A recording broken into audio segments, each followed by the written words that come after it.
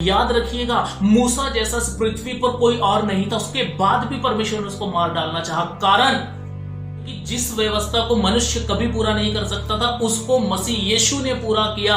अब मुझे और आपको 10 आज्ञाओं को पूरा नहीं करना है, वो हमारे लिए नहीं है, मसीह यीशु ने पूरा कर चुका है। और उन्हें पूरा करने के बाद मसीह यीशु मुझ में और आप में जी रहा है। इस वचन को, इस मैसेज को पूरा सुनो, अंत तक सुनो, और मैं भरोसा रखता हूं कि ये वचन आपकी जिंदगी को, आपको जहां आप खड़े हैं, जो खुदा को पसंद नहीं है जगह, आपकी जड़ों को वहां से हिलाएगा और मसीह यीशु में लेकर आएगा।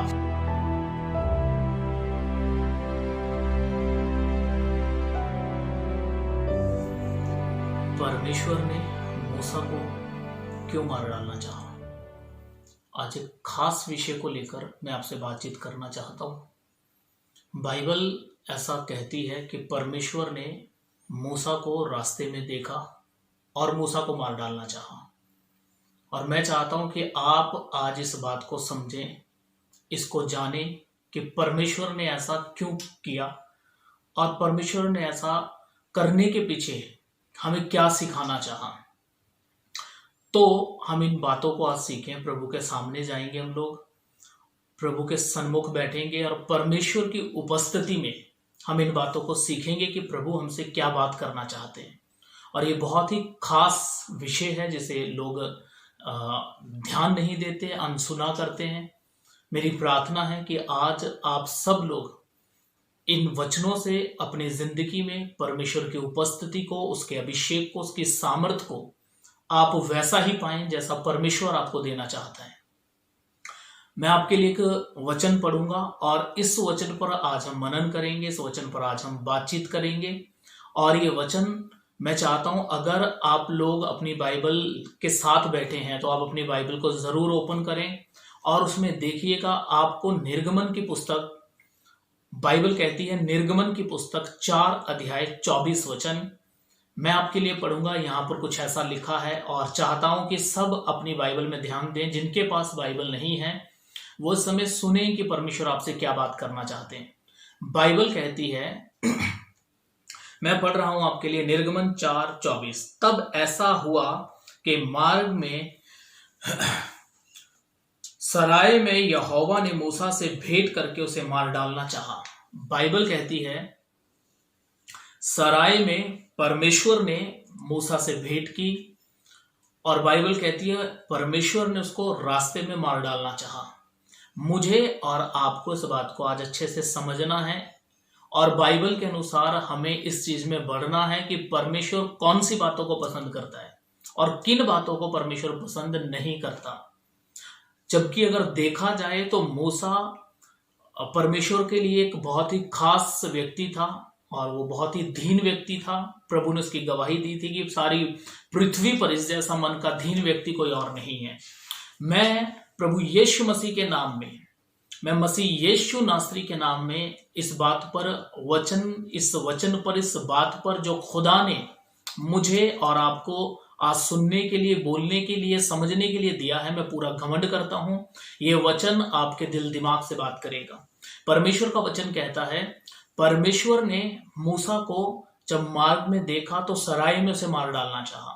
तो इससे पहले कि इस वचन पर हम लोग बातचीत करें, मैं चाहूंगा हम सब एक प्रार्थना करेंगे। अपनी आंखों को सब बंद करें, प्रार्थना में जाएं। महान और जीवित परमेश्वर, धन्यवाद करता हूं पिता परमेश्वर आपका। आप सर्वशक्तिमान हैं, आप राजाओं के राजा हैं, प्रभुओं के प्रभु हैं। अपने लोगों को आज के इस वचन से जीवन दे प्रभु। अच्छी, सच्ची और गुप्त बातें यीशु के नाम में आप सिखाएं। आपके लोग आपके मार्ग पर चलें, आपके दिखाए गए रास्ते पर चलें, क्योंकि मार्ग, सत्य और जीवन केवल आप हैं परमेश्वर। हम धन्यवाद करते हैं कि आपने हमारी प्रार्थना को सुन लिया और हम सब से बातचीत की। इसके लिए प्रभु यीशु मसीह के नाम से हम आपका धन्यवाद करते हैं। मालिक, एक बार फिर से हम आपके नाम को ऊंचा करते हैं। पवित्र आत्मा जी आ जाइए, हम सब की सहायता कीजिए कि हम आपको समझ सकें। धन्यवाद पवित्र आत्मा जी, आपने हमारी दुआ को सुना और कबूल किया। मसीह यीशु नासरी के नाम में मांगते हैं, आमीन। प्रभु मसीह यीशु नासरी के नाम में आप सबको मेरी तरफ से जय मसीह की। और मैं यहां से आज का ये विषय एक बार फिर से आपके सामने रखना चाहता हूं। आज का टॉपिक है परमेश्वर ने मूसा को क्यों मार डालना चाहा। इसको आपने बड़े ध्यान से सुनना है, बड़े ध्यान से समझना है और परमेश्वर आपको आज की इस मीटिंग से परमेश्वर आपको बरकत देंगे, प्रभु आपको सामर्थ्य देंगे।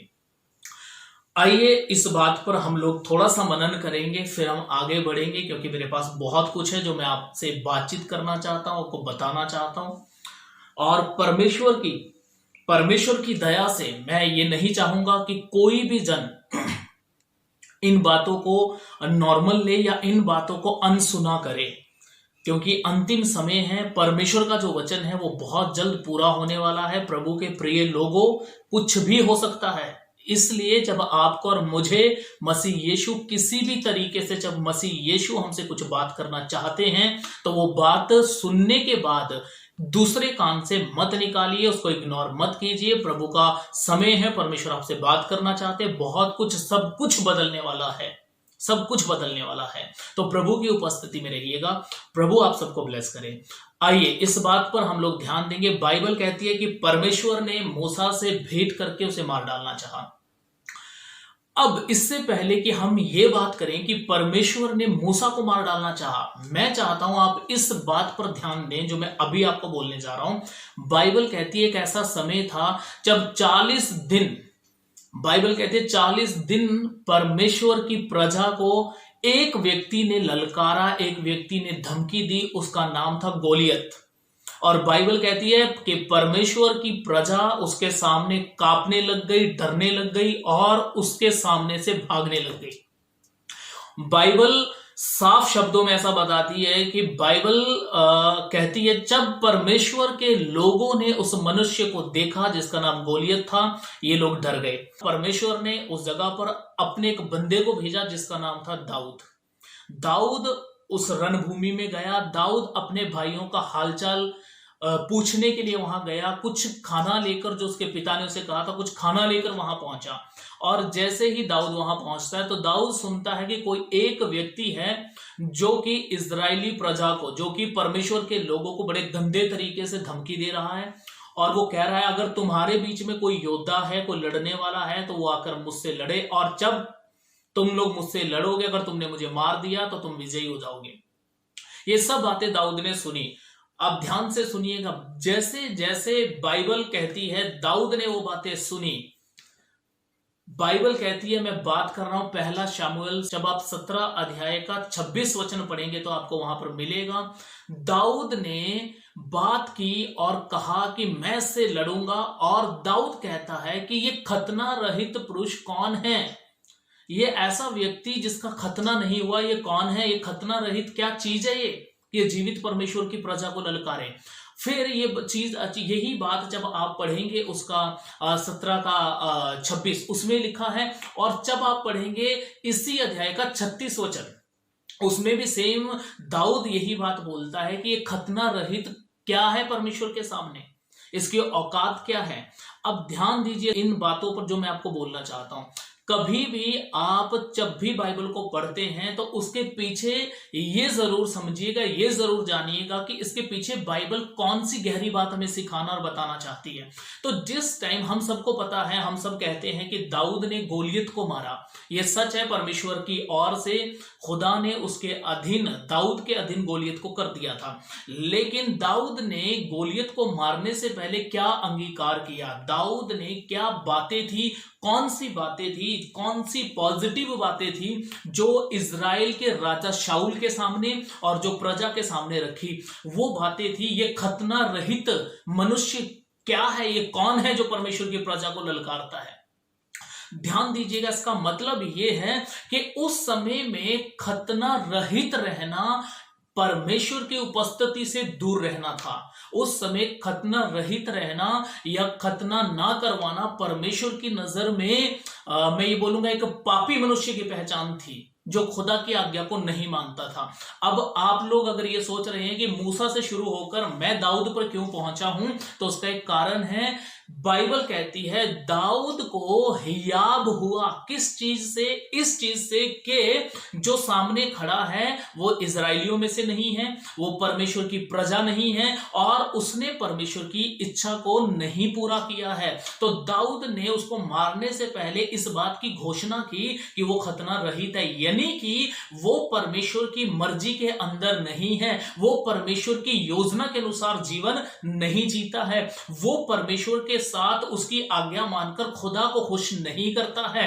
और ऐसी बातें बोलकर दाऊद, बाइबल कहती है दाऊद के अंदर एक ऐसा हियाब था कि मैं जाऊंगा इसको मारूंगा। और फिर राजा शाऊल ने जब दाऊद को कहा तू जा, और उसको अपने कपड़े तलवार दी, दाऊद ने कहा ये भी तो अपने पास रख, इनको पहनकर मुझसे चला नहीं जाता। वो बहुत छोटा था और बाइबल में ऐसा लिखा है कि यीशु का वचन कहता है दाऊद ने पत्थर लिए, 5 पत्थर लेकर उसको मारने पहुंच गया, हाथ में भाला लिए। अब इन बातों से मैं क्या बोलना चाहता हूं, हमें बाइबल को समझना है। दाऊद ने अगर एक इतने बड़े मैं ये बोलूंगा गोलियत, एक इतने बड़े योद्धा को अगर उसने मारा है तो उसके पीछे कारण था, और वो कारण ये था उसने उसकी जड़ पकड़ी, और जड़ ये थी कि परमेश्वर तो कहता है अपने लोगों को कि खतना करवाओ, और इसने खतना नहीं करवाया है।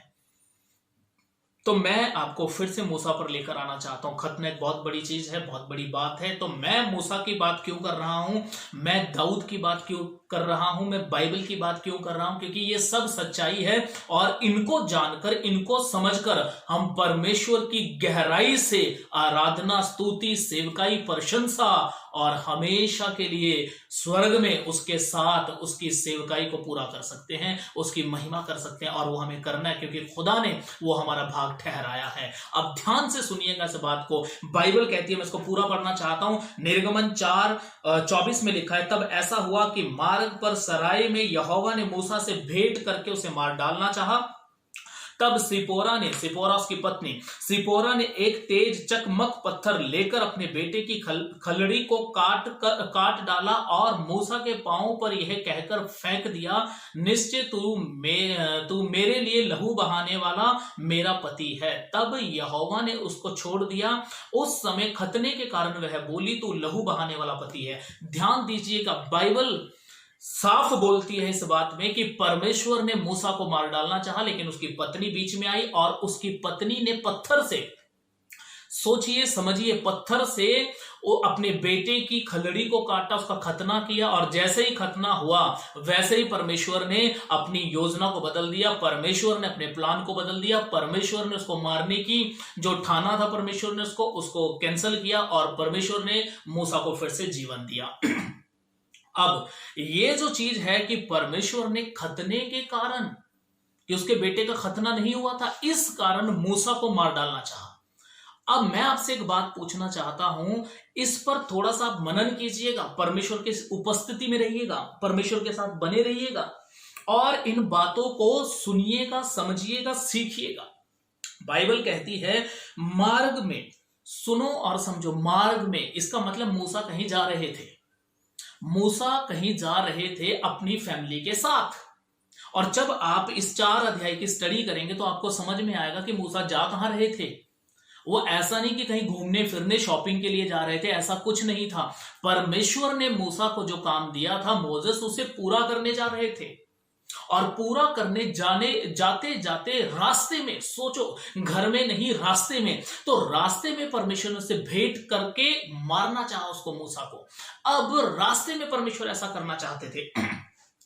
अब मैं चाहता हूं आप इस वचन को फिर से एक बार अपने जहन में रखें। 24 वचन में जो लिखा है कि परमेश्वर ने मूसा से रास्ते में भेंट की और उसे मार डालना चाहा। अब ये जो बात है, ये मुझे और आपको जीवन देगा।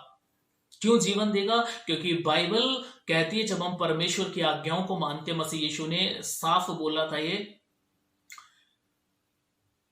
साफ बोला था मसीह यीशु ने, मेरी भेड़ें मेरा शब्द सुनती हैं, और जो कोई सुनेगा, प्रकाशित वाक्य में पहले अध्याय में साफ लिखा, धन्य वह है जो पढ़ता है, सुनता है और इन्हें मानता है। जो सुनता है वो मानेगा, क्योंकि जो मानना चाहता है वही सुनेगा। हर कोई नहीं सुनता वचन, और एक बात आपको बोलूं, हर किसी के लिए परमेश्वर का वचन होता भी नहीं है। प्रभु का वचन कुछ ही लोगों के लिए होता है जो परमेश्वर के वचन को समझें। जब भी कोई वचन बताया जाता है, सुनाया जाता है आपके सामने, आपके मोबाइल में, आपके लैपटॉप में, आपके टीवी में, जब भी कोई प्रचार आप सुनते हैं, याद रखिएगा वो वचन सबके लिए नहीं होता। हजारों में से किसी दो के लिए, एक के लिए, 10 के लिए, 50 के लिए होगा, लेकिन विश्वास कीजिएगा जो उसे ले लेगा उसकी जिंदगी बदलेगी यीशु के नाम में। और आज मैं आपको एक ऐसी ही बात बोलने जा रहा हूं। ये बहुत गंभीर टॉपिक है जिसे मैंने आपके साथ छेड़ लिया है आज, और मैं विश्वास करता हूं कि प्रभु आप लोगों से बात करेंगे। आपको बड़े ध्यान से सुनना है। ऐसा आखिरकार क्या था खतने में कि परमेश्वर ने मूसा को मार डालना था? जबकि आपको एक बात बोलूं, मूसा वो व्यक्ति था जो परमेश्वर की आज्ञा को पाकर, क्या आप जानते हैं, ये मिस्र में जा रहा था उस समय, और ये रास्ते में था, और इसको मिस्र में जाके क्या करना था? इसको फिरौन के सामने खड़ा होना था, फिरौन से कहना था कि परमेश्वर कहता है मेरी प्रजा को जाने दे। खुदा ने इसके हाथ में एक लाठी दी थी और प्रभु ने कहा इसी लाठी को लेकर तू जा, इसे मैं इस्तेमाल करूंगा, इस लाठी को तेरे को मैं इस्तेमाल करूंगा, हारून को मैं इस्तेमाल करूंगा, ताकि लाखों लोग जो फिरौन की गुलामी में है वो आजाद हो जाए। याद रखिएगा उस समय बाइबल कहती है पूरी पृथ्वी पर मन का दीन व्यक्ति सिर्फ मूसा था। बाइबल कहती है परमेश्वर की इतनी बड़ी योजना को पूरा करने के लिए खुदा ने मूसा को चुना था। याद रखिएगा मूसा जैसा पृथ्वी पर कोई और नहीं था, उसके बाद भी परमेश्वर ने उसको मार डालना चाहा। कारण क्योंकि परमेश्वर नहीं देख सकता अपनी आज्ञा को टूटते हुए, परमेश्वर नहीं देख सकता अपनी आंखों के सामने पाप होते हुए। और पाप क्या था यह आपको समझना है। क्यों परमेश्वर ने, अभी कुछ लोग सोच रहे होंगे कि खतना ना होना तो एक नॉर्मल बात है, लेकिन ये शुरू कहां से हुआ? जब आप बाइबल में सबसे पहली जगह पर खतने का नाम पाएंगे, आपको मिलेगा कि खतने के साथ परमेश्वर का एक बहुत बड़ा रिलेशन है और उसको हमने समझना है। और बाइबल कहती है, इस मैसेज को आप पूरा सुनना, अन्यथा ये समझ में नहीं आएगा। बाद में आप 2-4 बातें खींच तान कर करोगे, कोई फायदा नहीं है। इस वचन को, इस मैसेज को पूरा सुनो, अंत तक सुनो, और मैं भरोसा रखता हूं कि ये वचन आपकी जिंदगी को, आपको जहां आप खड़े हैं, जो खुदा को पसंद नहीं है जगह, आपकी जड़ों को वहां से हिलाएगा और मसीह यीशु में लेकर आएगा। लेकिन आपको बने रहना है, इस वचन के अंत तक ध्यान से सुनिएगा। ये वो व्यक्ति था जिसके द्वारा परमेश्वर को लाखों लोगों को गुलामी से निकालना था, लाखों लोगों को बचाना था, लेकिन खुदा ने ऐसा नहीं किया। प्रभु ने जब देखा कि जब मैंने आज्ञा दी है खतने की, मूसा तो अपने ही घर में नहीं खतना होने दे रहा, अपने ही बेटे का इसने खतना करवाया, तो खुदा ने देखा जो मेरी आज्ञा को अपने घर में लागू नहीं कर सकता, वो दुनिया को क्या समझाएगा, दुनिया को क्या बताएगा। याद रखिएगा यीशु मसीह ने ये नहीं कहा, सबसे पहले याद रखिएगा यीशु मसीह ने ये नहीं कहा कि अपने देश से प्यार करो। नहीं, प्रभु जानते थे देश से प्यार करने के लिए बहुत सारे निकल आएंगे, लेकिन करेंगे नहीं। यीशु के पास तो ऐसे ऐसे लोग आए थे जिन्होंने कहा प्रभु मैं सब आज्ञाओं को मानता है, मुझे बताओ कि अब मेरे में किस बात की घटी है। यीशु ने जब उसको टका के बोला एक कमी है तेरे अंदर, एक काम कर, जो तेरा है सब कुछ गरीबों में दान कर दे, मुंह लटका के चला गया था। क्यों? क्योंकि यीशु जानते थे कि कब क्या बात करनी है। वो आत्मा से भरे हुए थे, वो परमात्मा, ईश्वर, परमेश्वर है वो, इसलिए उनको मालूम है कि कहां क्या बात करनी है। ध्यान से सुनिएगा मैं जो आपको बोलना चाहता हूं। परमेश्वर ने मूसा को मार डालना चाहा। मैं इसको बारंबार क्यों बोल रहा हूं आपके सामने, जबकि बहुत सारे लोग आज मूसा की पूजा करते हैं, मूसा को मसीह के समान समझते हैं, मूसा को, जो कि ठीक है उसने इजराइलियों को छुड़ाया, गुलामी से छुड़ाया, लेकिन याद रखिएगा बाइबल कहती है वो मूसा के द्वारा व्यवस्था आई, लेकिन यीशु के द्वारा अनुग्रह और सच्चाई आया। तो अब इन बातों को आप अपने जहन में रखिएगा कि जितना आप मूसा को जानते हैं, याद रखिएगा उससे कहीं ज्यादा जरूरत है हमें मसीह यीशु को जानने की। और बाइबल कहती है एक खतना ना होने के कारण यीशु मसीह ने इतने इंपॉर्टेंट बंदे को मारना चाहा। तो आप सोचो, बाइबल कहती है जिसने परमेश्वर के पुत्र के लहू को अपने पैरों से रौंदा हो उसका क्या हाल होगा अंतिम समय में। लेकिन अभी वो हमें नहीं पता चल रहा, अभी हमें सब नॉर्मल लग रहा है, लेकिन मैं आपको बताना चाहता हूं कि समय ऐसा आ जाएगा जब बहुत जल्द पिता आएंगे और हमसे हिसाब लेंगे। फिर हम कैसे जाएंगे पिता परमेश्वर के सामने? किस किस मुंह को लेके जाएंगे, किन शब्दों को लेकर हम खुदा के सामने खड़े होंगे। इसलिए आज का वचन सुनिएगा, समझिएगा और इसमें बढ़िएगा। बाइबल कहती है सबसे पहले, मैं आपको बताना चाहता हूं, बाइबल सबसे पहले, बाइबल साफ बोलती है कि सबसे पहले परमेश्वर ने खतने के विषय में जो बात की थी, परमेश्वर ने ये बात की थी अब्राहम से। और बाइबल कहती है, ये आपको मिलेगा, आपको उत्पत्ति उसका 17 अध्याय में आपको ये मिलेगा।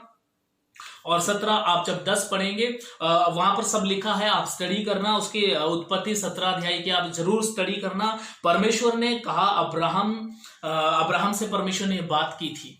परमेश्वर ने कहा देख, मैं तुझे बहुत फलवंत करूंगा, मैं तुझे बढ़ाऊंगा, मैं तुझे ऊंचाइयों पर लेकर जाऊंगा, सिर्फ तुझे नहीं तेरी संतान को। जबकि मैं आपको बता दूं 18 अध्याय, उत्पत्ति 18 अध्याय में इसहाक के जन्म की प्रतिज्ञा होती है। उससे पहले ही परमेश्वर उसको ऐसा बोलते हैं कि मैं तेरे वंश को बहुत बढ़ाऊंगा, लेकिन तुझे मेरे साथ एक वाचा, तेरी मेरे साथ एक वाचा रहेगी, और वो ये है कि जितने तेरे घर में रहेंगे, जितने तेरे नजदीक रहेंगे, या फिर जितने भी तेरी गुलामी में रहेंगे, क्योंकि तू सबसे धनवान होगा, तेरा वंश बहुत फैलेगा, बढ़ेगा।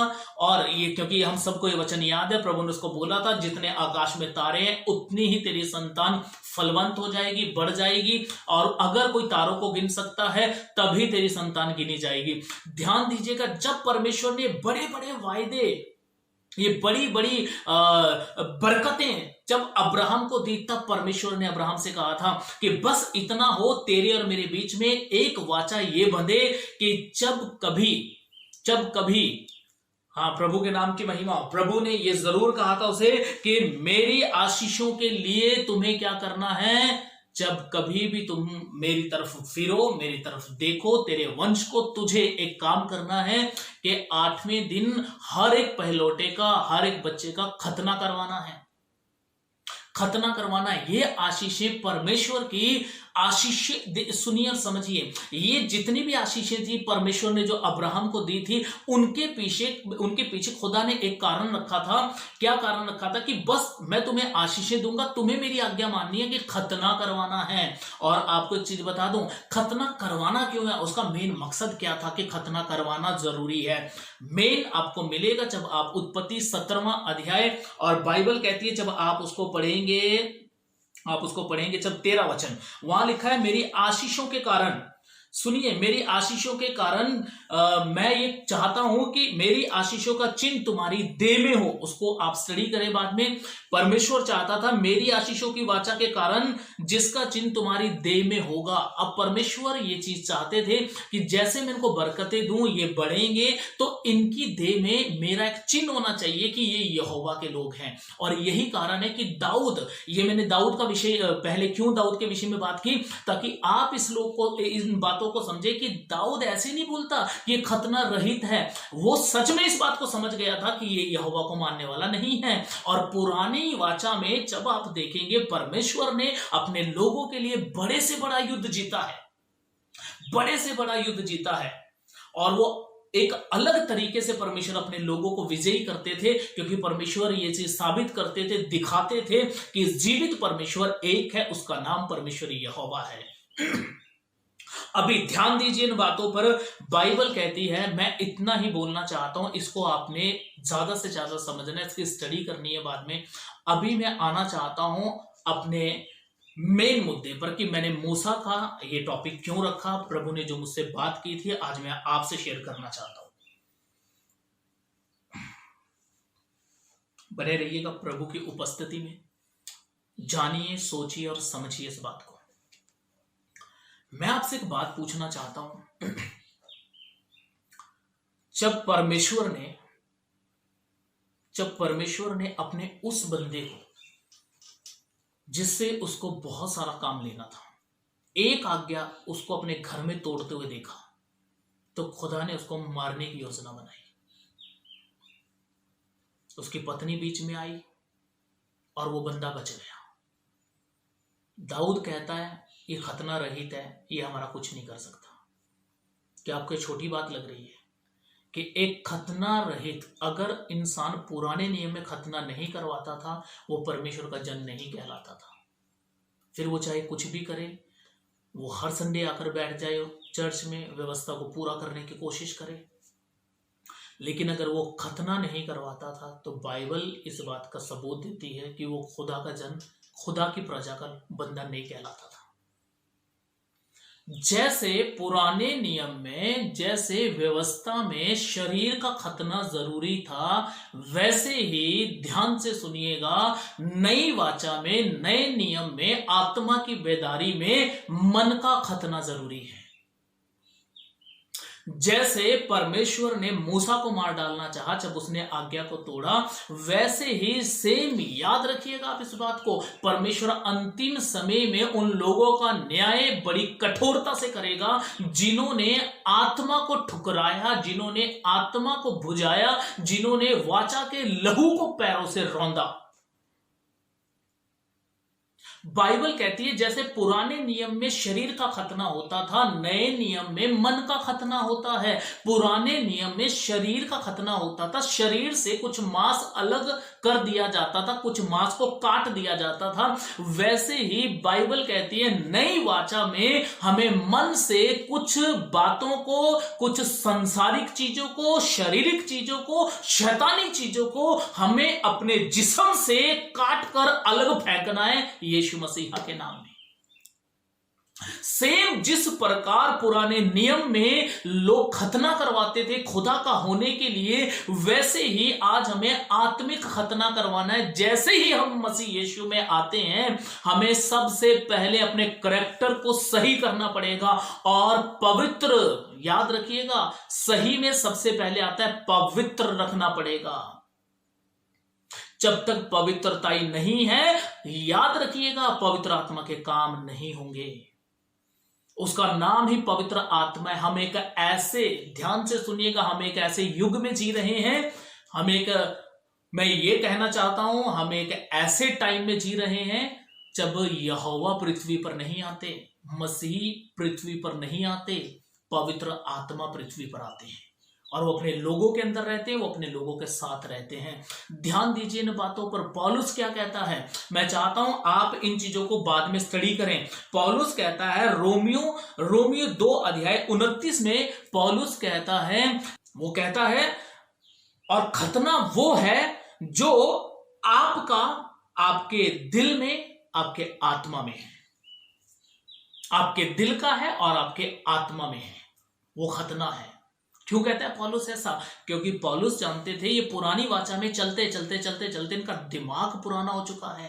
पौलुस ने इस बात को क्लियर किया, वो आत्मा की अगुवाई में लिखता है, कहता वो यहूदी है ही नहीं है जो यहूदी शरीर में खतना करवा के बैठा है, बल्कि यहूदी यानी परमेश्वर की कौम, परमेश्वर को मानने वाले, खुदा के सामने झुकने वाले। वो कहता है यहूदी तो वो है जो मन में यहूदी है, जिसका मन साफ हो, जिसका मन खुदा की ओर लगा हो। धन्य वह मनुष्य जिसका मन परमेश्वर में प्रसन्न हो पर खुदा में लगा हो। और बाइबल कहती है, पौलुस ने कहा कि वो यहूदी नहीं हो सकता जिसने सिर्फ शरीर में खतना किया है। क्यों ऐसा हुआ? ध्यान से सुनते रहिएगा। एक ऐसा शारीरिक खतना जिसके लिए परमेश्वर ने इतने खास अपने बंदे, इतने अहम बंदे मूसा को मार डालना चाहा, वो अब ऐसा क्यों हो गया है कि मूसा कहते हैं अब शरीर में खतना हो या ना हो कोई प्रॉब्लम नहीं है, लेकिन अब दिक्कत है, क्या मन का खतना हुआ है? क्या मन के अंदर से कुछ हिस्सा जो शैतान का था, संसार का था, मसीह में आने से पहले शारीरिक लालसाओं का था, क्या वो हमने काटकर फेंका है? अगर नहीं फेंका तो बाइबल कहती है आज तक कुछ लोग जो मसीह में तो हैं लेकिन वो खुदा के लोग नहीं हैं, क्योंकि वो अपने जीवन को जैसा चाहे वैसा जी रहे हैं। लेकिन याद रखिएगा इन बातों को, अगर मैं और आप खुदा के लोग कहलाना चाहते हैं, सबसे पहले हमें खतना मन का करना पड़ेगा, हमें दिल का खतना करना पड़ेगा जो हमारे आत्मा में काम करेगा। ध्यान से सुनिएगा, बाइबल कहती है, पौलुस ने बहुत अच्छे से बोला है कि दिल का खतना दिल का होना चाहिए, आत्मा में होना चाहिए।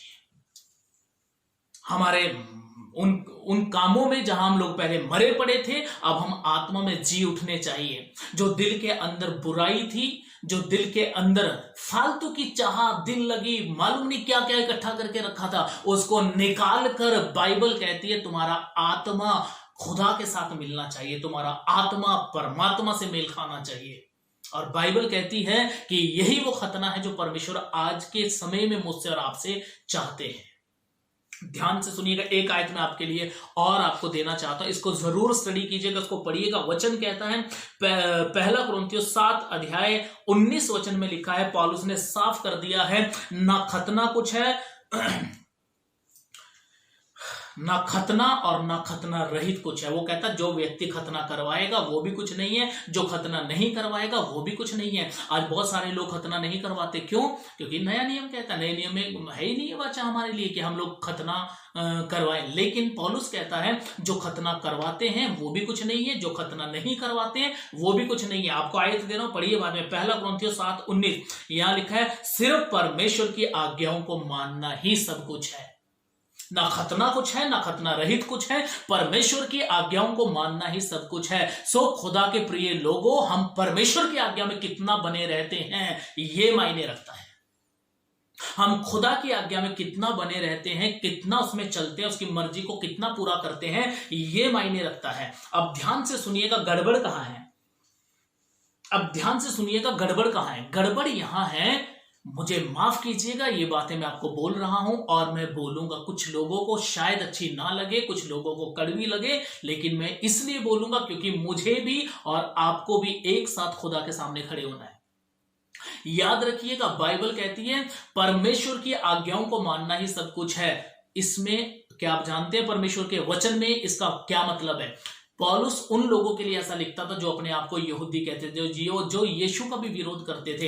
एक बार बाइबल कहती है यीशु किसी के घर में गया, किसी फरीसी ने उसका खाना किया, प्रभु जाकर बैठ गए। बाइबल कहती है, मरकुस में लिखा है, उन लोगों ने अचंभा किया, वो हैरान हो गए कि यीशु मसीह बिना नहाए धोए, आप सोचो, बिना नहाए खाना खाने बैठ गया। यीशु मसीह ने फिर वहां पर उनको बहुत सारे वचन सुनाए। प्रभु ने कहा तुम कपटी हो, तुम ये करते हो, तुम वो करते हो। आप अच्छे से जानते हैं क्या कुछ हुआ है। ध्यान से सुनिएगा, प्रभु इन बातों को क्यों बोलते थे? मसीह यीशु पुरानी वाचा को पूरा करने आए थे। ध्यान से सुनिएगा, मूसा जी जिसको परमेश्वर मार डालना चाहते थे, जिसके द्वारा व्यवस्था आई, 10 आज्ञाएं आई, 10 आज्ञाओं में एक आज्ञा थी तू खून ना करना, और मूसा मिस्र से खून करके भागा था। जब उसको ये बात पता चली तो खून ना करना ये आज्ञा आई, तब वो खुद दोषी गिना गया। क्यों? क्योंकि वो तो खुद एक खूनी था, वो खुद दोषी गिना गया था। अब ध्यान दो इन बातों पर कि नया नियम हमें क्या बताता है। नया नियम कहता है परमेश्वर की आज्ञा को मानना ही सब कुछ है। हम 10 आज्ञाओं को कभी पूरा नहीं कर सकते, हम कभी नहीं मान सकते थे। इसीलिए बाइबल में यीशु मसीह ने कहा, मैं व्यवस्था को लोप करने नहीं आया, पूरा करने के लिए आया हूं। मैं व्यवस्था को पूरा करूंगा। क्यों? क्योंकि जिस व्यवस्था को मनुष्य कभी पूरा नहीं कर सकता था उसको मसीह यीशु ने पूरा किया। अब मुझे और आपको 10 आज्ञाओं को पूरा नहीं करना है, वो हमारे लिए नहीं है, मसीह यीशु ने पूरा कर चुका है। और उन्हें पूरा करने के बाद मसीह यीशु मुझ में और आप में जी रहा है। अब हमें 10 आज्ञाओं को पूरा नहीं करना, हमें मसीह में जीना है, मसीह यीशु के नाम में, उसकी आज्ञा में जीना है। इसीलिए पौलुस यहां कहता है पहला कुरिन्थियों 7:19 में, न खतना कुछ है, न खतना रहित कुछ है, परंतु खुदा की आज्ञाओं को मानना ही सब कुछ है। परमेश्वर की आज्ञा को मानना ही सब कुछ है। और बाइबल कहती है खुदा की आज्ञा को जब हम मानेंगे तो प्रभु यीशु ने बड़े अच्छे से बोला, प्रभु ने कहा जो कोई मुझसे प्यार करता है वो मेरी आज्ञाओं को मानेगा। खुदा की आज्ञाओं को मानना ही सब कुछ है। अब रीति रिवाजों को छोड़ दो उनको। कुलसियों में लिखा है अब उन विधियों से बाहर निकलो। खुदा बाप ने हर एक धर्म विधि को क्रूस पे जकड़ कर नाश कर दिया है, बीच की दीवार को हटा दिया है, सब चीजें हट गई है। अब मेरा और आपका काम है परमेश्वर की आज्ञा को मानना और उसमें चलना है। हम लोगों ने, परमेश्वर ने जब मूसा को देखा ये दुनिया को सिखाने जा रहा है, फिरौन के सामने खड़े होने जा रहा है, ये लाखों लोगों को मेरा वचन सुनाने जा रहा है कि तुम्हें तुम्हारे परमेश्वर ने छुड़ाने का फैसला कर लिया है और मुझे भेजा है छुड़ाने के लिए। आप सोचो, प्रभु ने जब देखा कि ये जाकर इतने लोगों को प्रचार करेगा और इसके घर में खुद मेरी कोई आज्ञा का पालन नहीं है, तो परमेश्वर ने उसको मार डालना चाहा। ध्यान रखिएगा, व्यवस्था, बाइबल कहती है व्यवस्था मौत लेकर आई, लेकिन अनुग्रह और सच्चाई जीवन लेकर आया। क्योंकि अनुग्रह और सच्चाई मसीह यीशु के द्वारा आई। जो मौत हमें मिलनी चाहिए थी वो मसीह यीशु को मिल गई। अब हम मसीह यीशु में जीवन पाते हैं, मसीह यीशु के नाम में। ध्यान से सुनिएगा इस बात को और समझिएगा। बाइबल में ऐसा लिखा है, एक वचन में आपको और देना चाहता हूं, आप बाद में इसको जरूर स्टडी कीजिएगा। गलातियों की पुस्तक, बाइबल कहती है, पौलुस ने कहा, गलातियों 6 अध्याय 15 वचन में लिखा है, ना खतना रहित कुछ है। फिर से इस बात को बोलता है, ना खतना कुछ है, ना खतना रहित। क्यों? क्योंकि इन लोगों को अपने कामों पर घमंड होता था। हमारा बड़ा चर्च, हमारी बड़ी सेवकाई, उस टाइम के फरीसियों को, उस टाइम के यहूदियों को, उस टाइम के व्यवस्थापकों को, जो मसीह यीशु को परखते थे, उस टाइम के हेरोदियों को, इनको घमंड होता था अपनी नॉलेज पे, इनको घमंड होता था अपने ज्ञान पर। और आज भी बहुत से लोगों को घमंड होता है अपने दुनिया के ऐश आराम और अपने बड़ेपन पर घमंड होता है। और बाइबल कहती है इस बात को, जहां जहां पौलुस ने कहा खतना कुछ नहीं है, खतना रहित कुछ नहीं है, इसका मतलब है वो ये बात बोलना चाहता है, ना तो धर्मी कुछ है और ना पापी कुछ है, लेकिन ये दोनों व्यक्ति जब परमेश्वर की मर्जी के अनुसार जीवन जिएंगे, तब जाकर इनका जीवन खुदा को भाएगा। और इनके जीवन में, जो कि इनका जीवन इस पृथ्वी पर 60 साल का है, 80 साल का है, उसमें हमेशा का जीवन मिक्स हो जाएगा। उसका नाम है मसीह यीशु। ये तब होगा, ये बाद में होगा, लेकिन पहले आपने इस बात को समझना है कि ये होगा कैसे। पौलुस कहता है ना खतना कुछ है, ना खतना रहित कुछ है। और 16 में वो बहुत ही अच्छा बोलता है, वो कहता है अगर कोई कुछ है तो बस नई सृष्टि सब कुछ है। नई सृष्टि, आप ध्यान से पढ़िएगा, वो कहता है ना खतना कुछ है, ना खतना रहित कुछ है, सब में नई सृष्टि सब कुछ है। नई सृष्टि, प्रभु कहता है नई सृष्टि चाहिए परमेश्वर को। जब हम खुदा के पास आते हैं, परमेश्वर को मैं और आप, हम नए चाहिए। कितने लोगों को ये वचन याद आ गया होगा नई सृष्टि से? सो यदि कोई मसीह में है तो वो नई सृष्टि है, पुरानी बातें बीत गई, देखो सब कुछ नया हो गया। अब मैं आपसे पूछना चाहता हूं, ध्यान से सोचो, क्या सच में सब कुछ नया हो गया? ध्यान से सोचो, अपने विवेक, अपने मन, अपने दिल, अपने दिमाग से बैठकर बात करो। क्या आपकी जिंदगी में सचमुच नया हो चुका है सब कुछ? आप मसीह में तो हो, लेकिन क्या नई सृष्टि हो?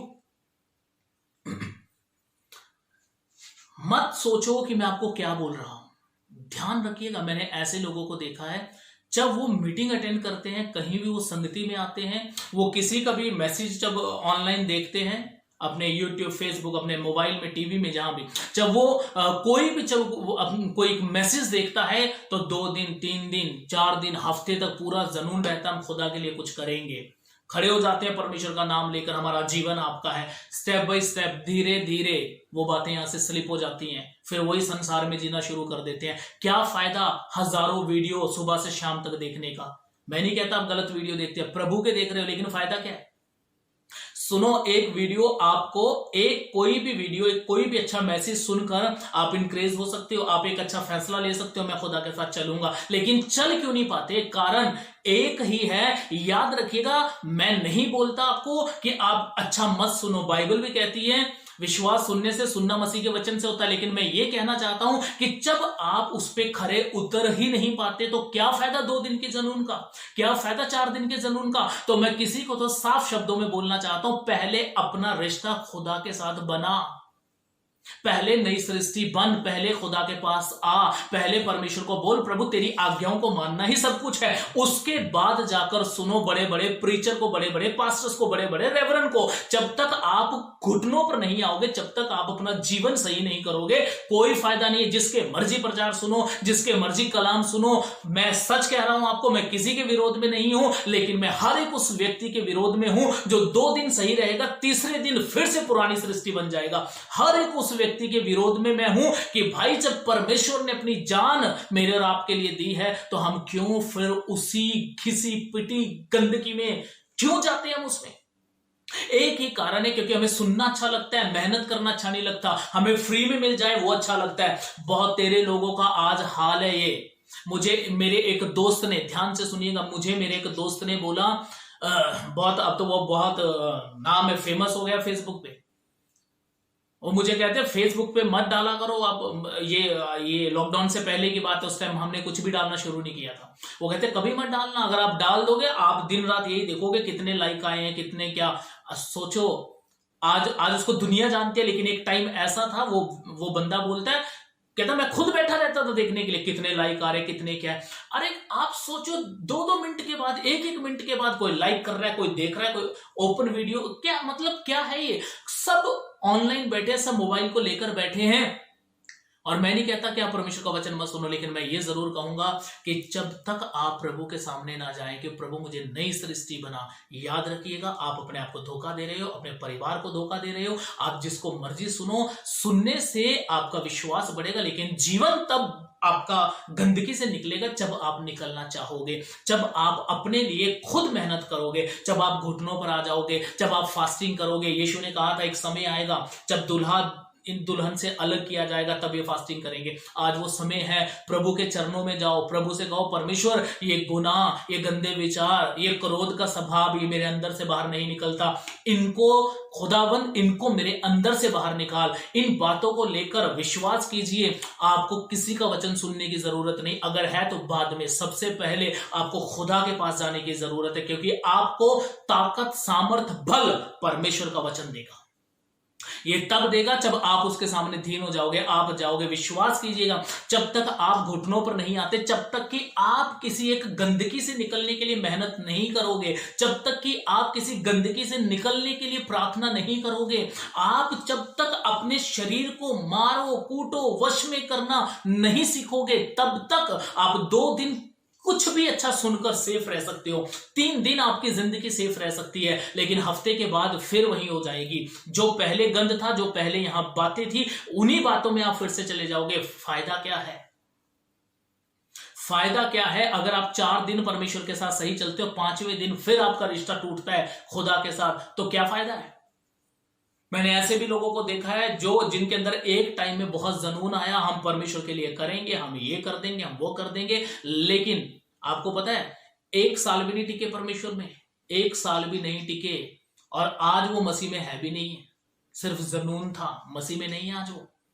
और प्रभु ने चाहा मैं कभी बात करूंगा आने वाले टाइम में कि जो मसीह को छोड़ चुके हैं, जो मसीह को छोड़ चुके हैं, मैं उनके लिए बात करूंगा अगर प्रभु ने चाहा आने वाले टाइम में। लेकिन अभी आप इस चीज में बने रहिएगा। फिर से चाहूंगा, गलातियों 6:16 में लिखा है, 15-16 दोनों को स्टडी कीजिएगा। लिखा है ना खतना रहित कुछ नहीं है, बस नई सृष्टि ही सब कुछ है।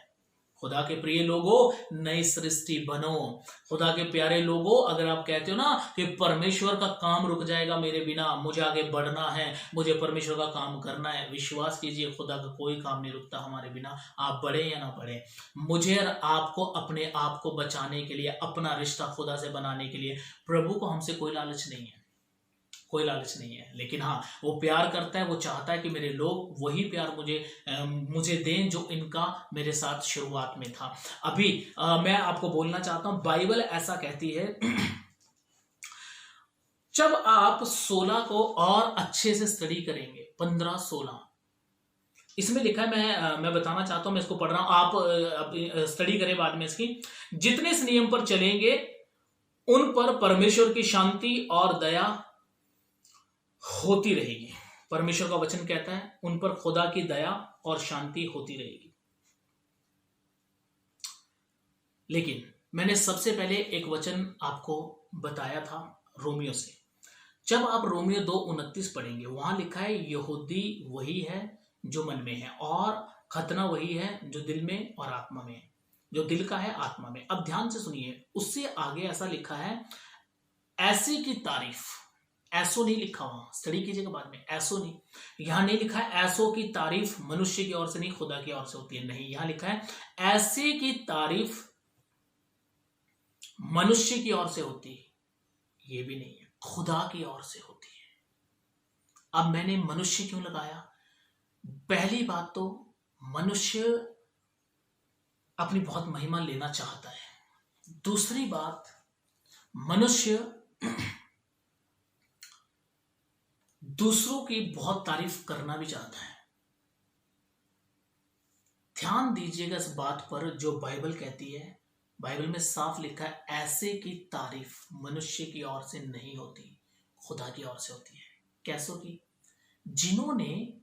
जिन्होंने खतना जो है ना अपने दिल का करवाया है, अपनी आत्मा में है, उनका खतना उनकी आत्मा में है, वो अपनी आत्मा में जीवित है, शारीरिक कामों में जीवित नहीं है। मैं आपको क्यों रोमियो में लेकर गया फिर से? सिर्फ ये चीज फिर से आपको सिखाने के लिए मैं वहां पर लेकर गया। वहां लिखा है ऐसे की तारीफ मनुष्य की ओर से नहीं, खुदा की ओर से की जाएगी। और वहां ये भी नहीं आया ऐसो की क्यों। ऐसो की क्यों नहीं आया? क्योंकि ऐसो में और बहुत ज्यादा आ जाते हैं, लेकिन खुदा ने कहा ऐसे की, क्योंकि परमेश्वर जानता है बहुत कम लोग होंगे जो दिल का खतना करेंगे मेरे लिए, जो अपने दिल को मुझे देकर चलेंगे। बाइबल कहती है जहां तेरा धन वहां तेरा मन भी लगा रहेगा। बाइबल कहती है बहुत कम लोग ऐसे होंगे, इसीलिए वहां ऐसे भी नहीं लिखा, ऐसा लिखा है। ऐसे व्यक्ति की प्रशंसा मनुष्य की ओर से नहीं, खुदा की ओर से होती है। ध्यान दीजिएगा, समझिएगा इस बात को आप। खुदा के प्रिय लोगों, ये बड़ी गहरी बात है। ऐसे की प्रशंसा खुदा की ओर से होगी।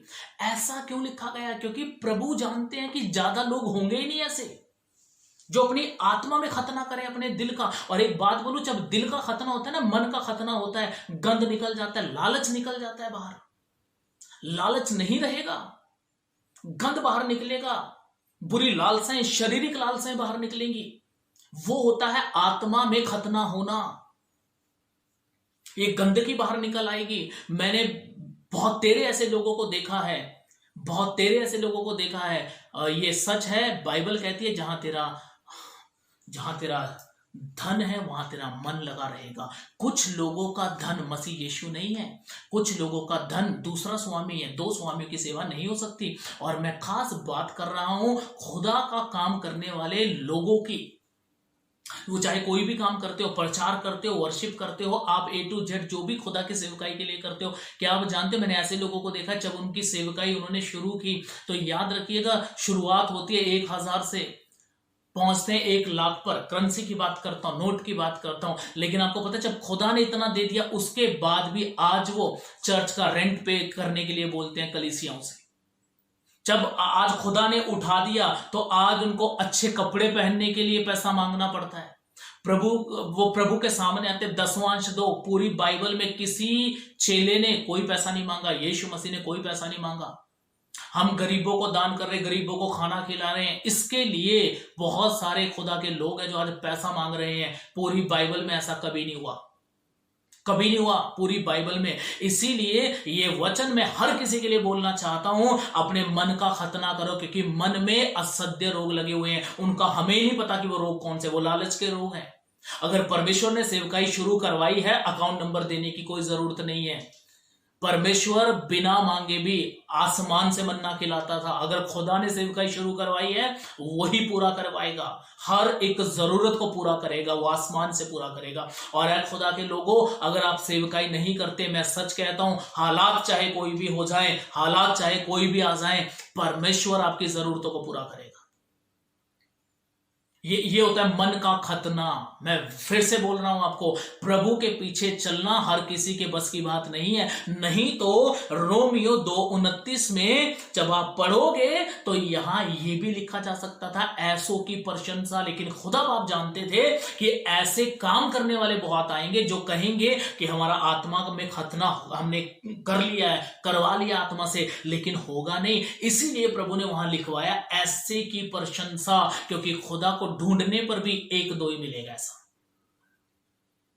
1-2 ही मिलेगा, ज्यादा नहीं मिलेंगे। इसलिए प्रभु के लोगों, मूसा को क्यों मार डालना चाहा, इसको सुनो और समझो। इसको हर एक वो बंदा तो सुनेगा नहीं जिसको मूसा का नहीं मालूम, ये जिसने कभी बाइबल ना पढ़ी हो, उसको तो मतलब ही नहीं है कि मूसा को मार डालना चाहे एलिया को, चाहे एलीशा को, चाहे प्रभु यीशु मसीह ही मर गए क्रूस पर लटक कर हमारे पापों के लिए, उसको कोई फर्क नहीं पड़ेगा इन बातों से।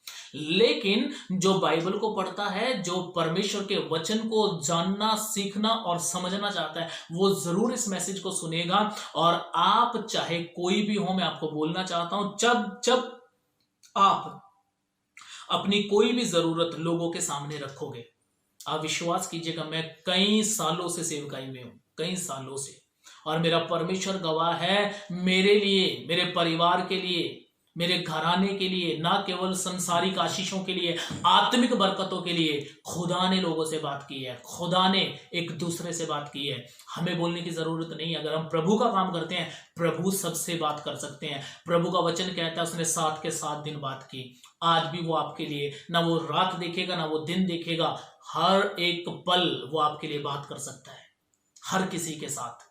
तो इसलिए प्रभु यीशु के नाम को, मसीहत को मत बिगाड़ो, अपने एक जगह पर रहो। अगर आपने आत्मा में खतना करवाया है, खुदा के साथ चलो, नई सृष्टि बनकर चलो। प्रभु की आज्ञाओं को मानना ही सब कुछ है। और बाइबल कहती है प्रभु की आज्ञा है, बाइबल कहती है मैं तुम्हें मांगने वाला नहीं देने वाला बनाऊंगा।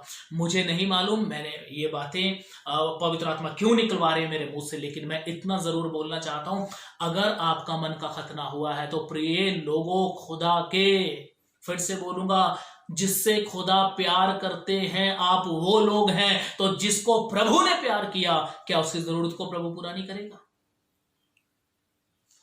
मैं फिर से बोलता हूं, वचन सबके लिए नहीं होता और सबकी समझ में भी नहीं आता।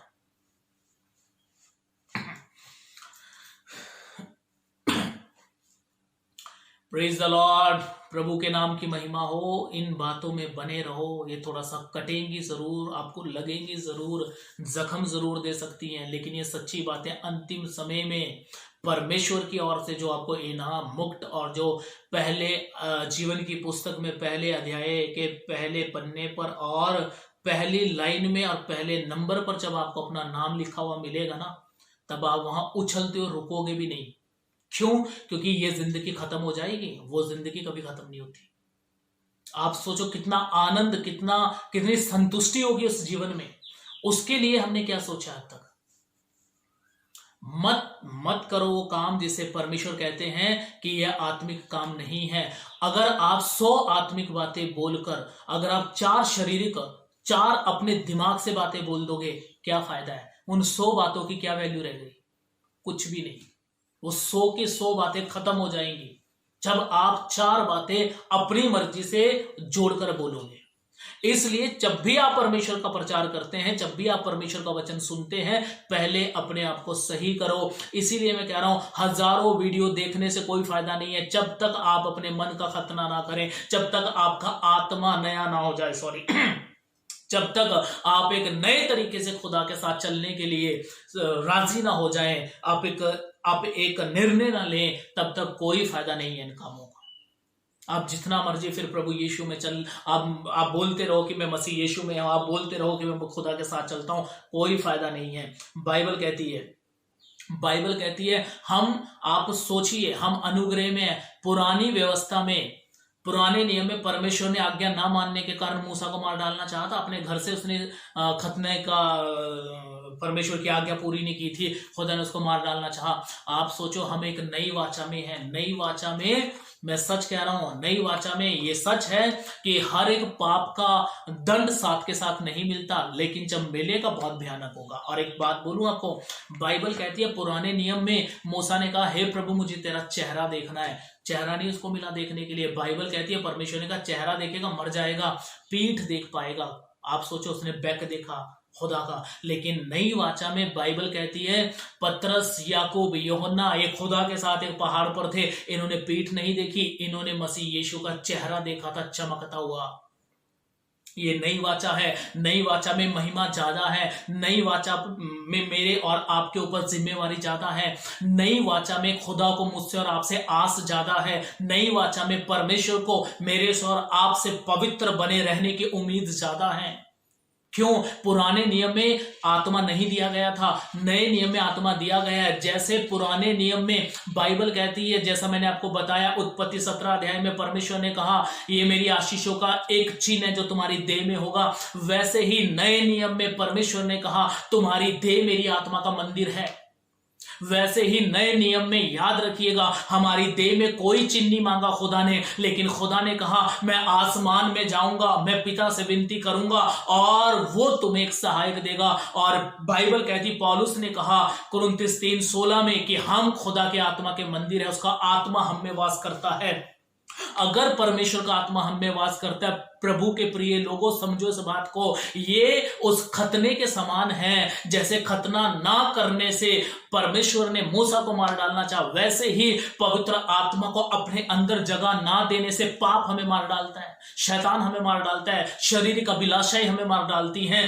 तो आपको किसको समय देना चाहिए, आपको किसको दिल देना चाहिए, आपको किसको मन अपना देना चाहिए, आपको किसको अपनी देह पर कंट्रोल देना चाहिए? एक ही है, पवित्र आत्मा। क्योंकि पुराने नियम में परमेश्वर ने मूसा से, अब्राहम से, याकूब से, इसहाक से उम्मीद रखी थी कि अपनी देह में मेरी आशीषों का चिन्ह रखेंगे, और नए नियम में खुदा ने हर एक मसीह से आस रखी है कि ये मेरी आत्मा को अपने अंदर जगह देंगे रहने के लिए। अगर मैं और आप आत्मा को जगह नहीं देंगे तो फिर आप सोचो हम कैसे खुदा के सामने जा सकते हैं? क्या मसीह के सॉन्ग सुनकर, क्या मसीह का प्रचार सुनकर? प्रचार मैं भी कर रहा हूं, हो सकता है आप इसको भी सुने, लेकिन मैं इससे भी ना सुनने के लिए बोलूंगा आपको। अगर आप इसको प्रार्थना के साथ नहीं सुनते तो आपको मेरी ये बातें बुरी साबित लगेंगी, आपको बुरी साबित होंगी आपके दिल दिमाग में। मालूम है क्यों? क्योंकि बाइबल कहती है आत्मिक बातें आत्मिक तरीके से समझी जाती हैं, और शारीरिक लोग कभी भी आत्मा की बातों को समझ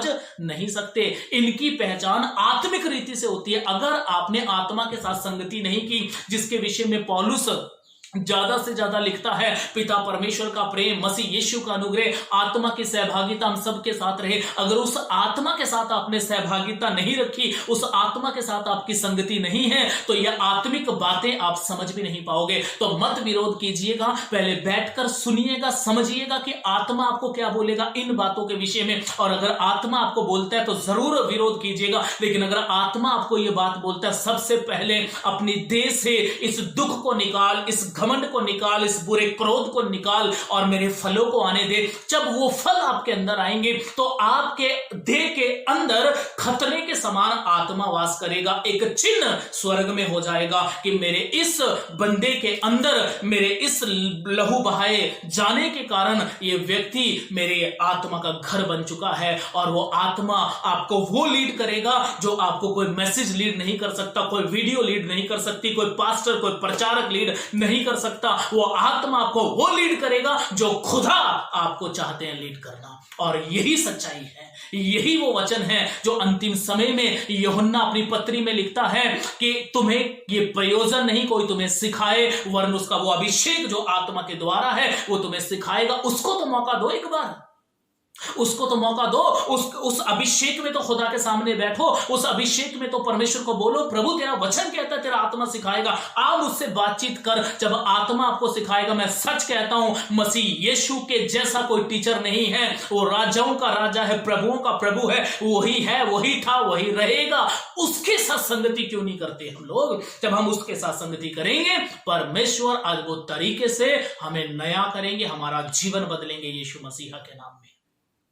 यही चाहिए हमें अंतिम समय में। विश्वास कीजिएगा, आपके ऊपर प्रभाव 1 घंटे रह सकता है, 1 दिन रह सकता है, 5 दिन रह सकता है, आपके ऊपर से पवित्रताई का प्रभाव खत्म हो जाएगा। क्यों? क्योंकि आपने दुनिया में लगा रखा है। इसलिए मन का खतना करो, आत्मा को नया करो, अपने दिल का खतना करो, खुदा के पास आओ और परमेश्वर से कहो, प्रभु हम पुरानी वाचा में नहीं है जहां हमें आपकी पीठ नजर आएगी, हम नई वाचा में, हम आपके चेहरे को देखकर प्रकाशमान होंगे, और जो कोई हमसे संगति रखेगा वो आपकी ज्योति में प्रकाशमान हो जाएगा। क्योंकि आपने हजारों साल पहले कह दिया था कि तुम इस जगत की ज्योति हो। मालिक, हमें तेरा चेहरा दिखे या ना दिखे, लेकिन हमें आत्मा को अपने अंदर रखना है। जब वो आत्मा हमारे अंदर रहेगा तब हम खुद खुदा का चेहरा बन जाएंगे, लोग देखेंगे और रोशनी पाएंगे। मसीह यीशु नासरी के नाम में उस उपस्थिति में आइएगा, उस सामर्थ में आइएगा।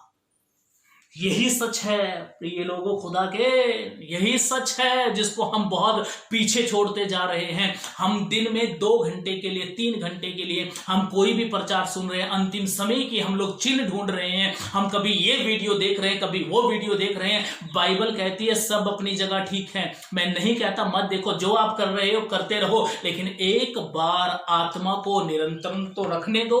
आपकी बॉडी पर एक बार आत्मा को पूरा अधिकार तो रख रखने दो आपकी बॉडी पर। और फिर देखो, जो आपको कोई प्रचार में नहीं सिखा सकता, जो आपको कोई संगति में नहीं सिखा सकता, जो आपको कोई अपनी बातों से नहीं सिखा सकता, जो आपको कोई अपने जीवन से नहीं सिखा सकता, वो पवित्र आत्मा आपको आपके जीवन से सिखाएगा। और यही सच होगा, वो आपकी अपनी गवाही होगी, वो आपका अपना एक्सपीरियंस होगा, वो आपका अपना रोना, आपका अपना आनंद, आपका अपना खुदा से प्रार्थना करना होगा, आपकी अपनी मेहनत होगी, आपका अपना नाम जीवन की पुस्तक में चढ़ाना होगा, आपका अपना अपने आत्मा के साथ अपने विचारों को सुरक्षित करना होगा, आपका अपना अपने आत्मा अपने सहायक के साथ प्रेम बढ़ाना होगा, आपका होगा। दुनिया की सुनी सुनाई बातों को मत सुनो, अपना रिश्ता बनाओ खुदा के साथ। यही सच है मसीह यीशुआ के नाम में, यही सच है। अब कुछ लोग इसको माने, कुछ लोग ना माने, मुझे कोई फर्क नहीं पड़ता आप लोग किस तरीके से इन बातों को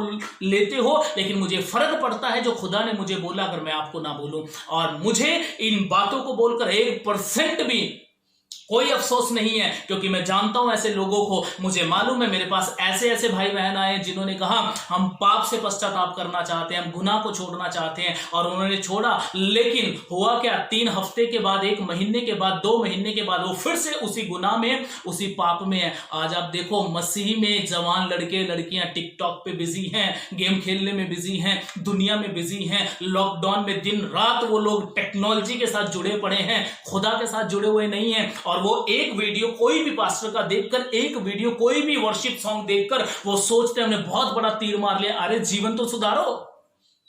वो जो तुम गीत सुन रहे हो, प्रभु ने उनको प्रकाशन दिया है, प्रभु ने उनकी आत्मिक उन्नति की है, उसका आनंद तुम ले रहे हो। तुम खुदा के साथ बैठकर तुम आत्मा से वो गीत क्यों नहीं लेते कि प्रभु एक आत्मिक गीत मुझे दे जिसमें मैं आत्मा में भरकर तेरे चरणों में आ जाऊं। बाइबल कहती है प्रभु यीशु मसीह आत्मा से जब भर गया ना, प्रभु यीशु मसीह ने अपने मुंह से जो शब्द निकाले वो ये थे, सुनो ध्यान से।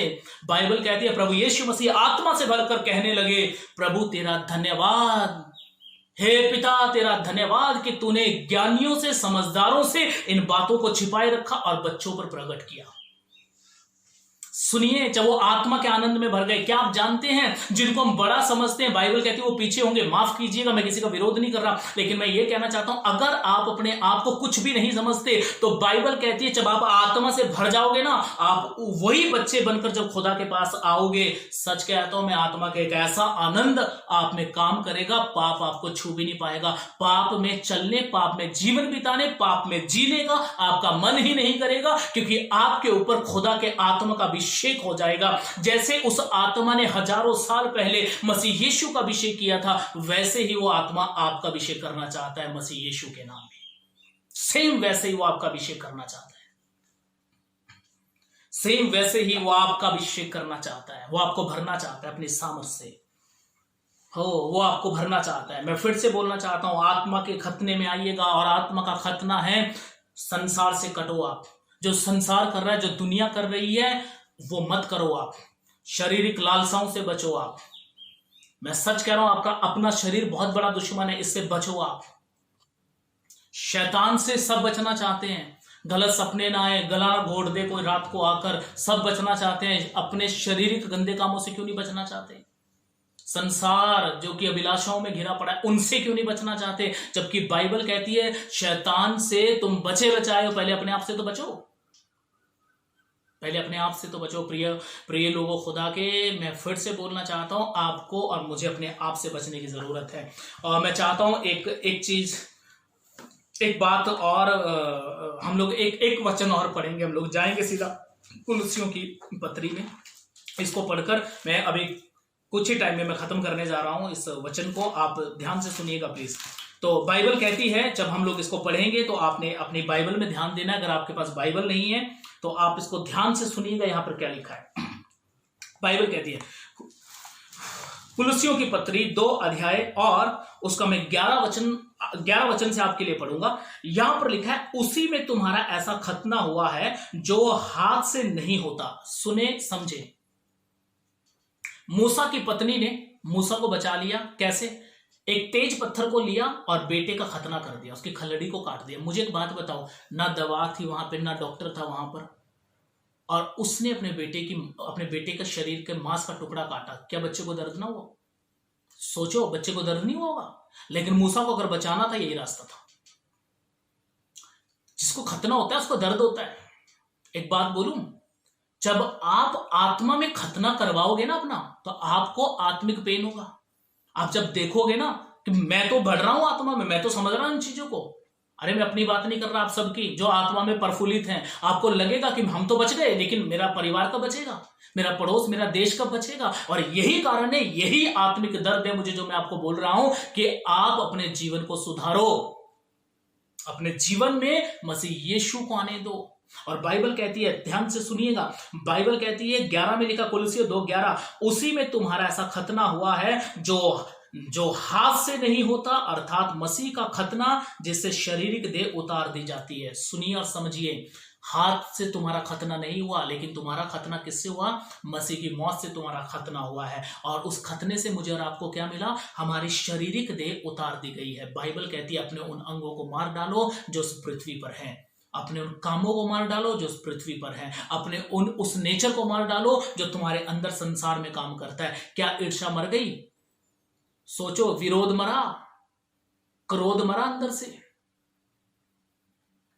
अगर ये चीजें नहीं मरी तो उसका मतलब है अभी तक मसीह की मौत का खतना हुआ ही नहीं अभी हमारा। हाथ जोड़ता हूं आपके सामने, फिर आप कुछ भी करो पर समझो इन बातों को। बाद में मेरा ही विरोध कर दो चलेगा, लेकिन समझ जाओ इन बातों को। हाथ जोड़ता हूं आपके सामने। आप नहीं जानते, पौलुस कहता है, मानो परमेश्वर हमारे द्वारा विनती करता है। किस बात के लिए? कि जानो परमेश्वर कौन है, चलो उसके साथ, क्योंकि वो बहुत जल्द आने वाला है। चलो उस परमेश्वर के साथ, चलो। विनती करने का एक ही कारण है, उसको समझो, उसको जानो, उसको पहला स्थान दो, वो परमेश्वर आपको विजयी करेगा।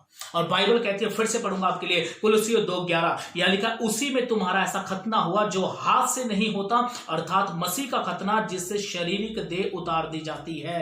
क्या आपकी शारीरिक देह उतर गई आपके ऊपर से? आपके जिस्म से शारीरिक काम उतर चुके हैं? आपके ऊपर से क्या आपके अपने विचार उतर चुके हैं? आगे लिखा है, और उसी के साथ बपतिस्मे में गाड़े गए। सुनिए, खतना ऐसा हुआ, हम उसके साथ बपतिस्मे में गाड़ दिए गए हैं। उसी में परमेश्वर की सामर्थ पर विश्वास करके, जिसने उसको मरे हुए में से जिलाया, उसके साथ जी भी उठे। ये खतना है हमारा। और बाइबल कहती है, जिस आत्मा ने उसको मुर्दों में से जिलाया, वही आत्मा हमारे मुर्दे जीवन से हमें जिंदा खड़ा करेगा मसीह यीशु के नाम में। कहां है हम लोग? कहां है हम लोग? उठो उन कामों से जिनमें अब तक घुसे फंसे और लिटे पड़े हो, आप निकलो वहां से। मैं वचन नहीं बोलना चाहता, लेकिन वचन है तो क्या करें। बाइबल कहती है, नहाई हुई सूरनी कीचड़ में जाती है। कुछ लोगों की जिंदगी ऐसी है, वो चार चंद बातें चार सुनेंगे, प्रभु की अच्छी बातें हैं, उनको ज्ञान चाहिए, जो पहले नहीं सुना वो उनको मिल गया, और वो 4 दिन के लिए प्रभु में, मैं प्रभु में, मैं प्रभु में, उसके बाद ना प्रभु ना वो प्रभु का। तो कहां गया वो प्यार? और ये सिर्फ इसलिए हो रहा है क्योंकि तुम्हें आदत पड़ चुकी है फ्री में सुनने का। तुम्हें आदत नहीं है खुदा से सुनने का, तुम्हें आदत नहीं है खुदा के साथ बैठने की, तुम्हें आदत नहीं है परमेश्वर की मर्जी को जानने की। तुम्हें आदत पड़ चुकी है नई नई बातें यूट्यूब से निकाल लो, नई नई बातें किसी भी पास्टर को सर्च करो और वहां से उठाओ नई नई बातें। लेकिन कभी आपने सोचा है कि परमेश्वर जो आपसे बोलना चाहते हैं वो किसी और से नहीं बोलेंगे, वो आपसे ही बोलेंगे। जो परमेश्वर आपको देना चाहते हैं वो खुदा आपको ही देंगे। उसके पास वो भंडार है खजाने का, उसके पास बहुत है देने के लिए। वो सबको एक जैसा नहीं देता, हर किसी की जिंदगी में उसकी अलग अलग कॉल है, अलग अलग तरीके से परमेश्वर बढ़ाता है। तो मैं और आप कहां जी रहे हैं? हम धोखे में ना रहें, वापिस आओ खुदा के पास। अगर आप कुछ छोड़ चुके हो, अपना मिस कर चुके हो, खुदा से पीछे जा चुके हो, प्रभु के पास आ जाओ। प्रभु आत्मा में आपका खतना करना चाहते हैं। आगे सुनिएगा इस वचन को। पौलुस कहता है 13, कुलुस्सियों 2:13, आगे लिखा है, उसने तुम्हें भी जो अपने अपराधों और अपने शरीर को, शरीर, आप सोचो शरीर की बात कर रहे हैं मसीह यीशु। फिर से पढ़ रहा हूं 13 वचन, उसने तुम्हें भी जो अपने अपराधों और अपने शरीर की खतना रहित दशा में मुर्दा थे। खतना रहित दशा में, जब हमारा खतना नहीं हुआ था, हम मुर्दे हैं। लेकिन कैसे? अब सुनो, मुर्दा थे, उसके साथ जिलाया। ओ कैसे जिलाया? खतना करके नहीं, तुम्हारे शरीर का कोई टुकड़ा काट कर नहीं, तुम्हें जिलाया आत्मा के द्वारा। तो ये आत्मिक खतना है, जो आत्मा हमारे अंदर आकर हमें मरे हुए कामों से जीवित करता है। उस खतने में आप आ जाओ। मूसा अपने बच्चे के खतने के कारण बचा, आप मसीह के आत्मा के जिंदा करने के द्वारा बच जाओगे यीशु मसीह के नाम में। बच जाओगे आप अंतिम समय में। मैं परमेश्वर का दास होने के नाते बोलता हूं, उसका बेटा होने के नाते बोलता हूं, आप इन बातों को लो और परमेश्वर के साथ चलो, अंतिम समय में आप बच जाओगे यीशु के नाम में। मैं आज ये भविष्यवाणी करता हूं, जो कोई अपने जीवन को पाक साफ पवित्र रखेगा बच जाएगा यीशु मसीह के नाम में। खुदा ने कहीं नहीं बोला तुम मुर्दे जिलाओ क्योंकि मैंने मुर्दे जिलाए। उसने नहीं बोला तुम अंधों की आंखें खोल दो क्योंकि मैंने खोली है। उसने कहीं नहीं बोला तुम दुष्ट आत्माएं निकाल दो क्योंकि मैंने निकाली। कोई डिमांड नहीं थी गॉड की। उसने कहा जो कोई विश्वास करेगा उनके द्वारा ये काम होंगे, लेकिन कोई डिमांड नहीं है कि होने ही चाहिए, ना हो तो तुम स्वर्ग में नहीं जाओगे। लेकिन एक डिमांड की थी यीशु मसीह ने। खुदा ने कहा पवित्र बनो क्योंकि मैं पवित्र हूं। आत्मा ही है जो आपको मुर्दे कामों में से जिलाएगा। आत्मा ही है जो आपका आत्मिक खतना करेगा और आप मसीह यीशु के पिता को हमेशा भाओगे, मसीह यीशु नासरी के नाम में।